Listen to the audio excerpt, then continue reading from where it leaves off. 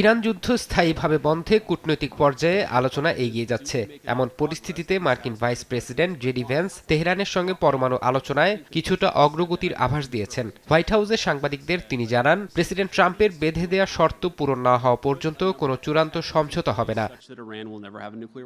পাকিস্তানের ইসলামাবাদে সম্প্রতি অনুষ্ঠিত বৈঠকে ওয়াশিংটন বেশ কিছু কঠিন শর্ত রেখেছিল বলে জানিয়েছেন ইরানি প্রতিনিধি দলের সদস্য। যুক্তরাষ্ট্রের দাবি ছিল হরমুজ প্রণালী সম্পূর্ণ খুলে দিতে হবে এবং 60% সমৃদ্ধ ইউরেনিয়াম মজুদ সরিয়ে নিতে হবে। এর বিনিময়ে জব্দ করা $6 বিলিয়ন ছাড়ের প্রস্তাব দেয় যুক্তরাষ্ট্র। শুরুতে আলোচনার টেবিলে কিছুটা নমনীয়তা থাকলেও পরবর্তীতে ট্রাম্প এই সমঝোতা প্রস্তাব প্রত্যাখ্যান করেন বলে দাবি করেছে তেহরান।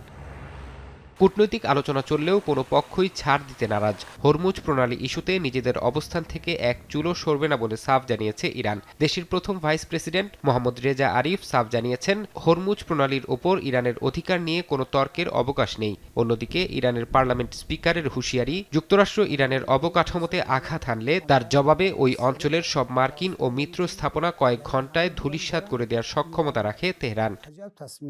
এদিকে ইরান যুদ্ধ চলার সময় ইসরায়েলি প্রধানমন্ত্রী বিনিয়ামিন নেতানিয়াহুর সংযুক্ত আরব আমিরাত সফর নিয়ে শুরু হয়েছে বিতর্ক।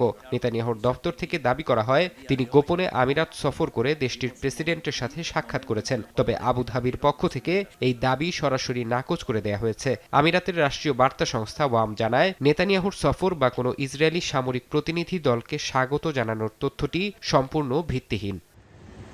ফারহাদ চৌধুরী, সময় সংবাদ।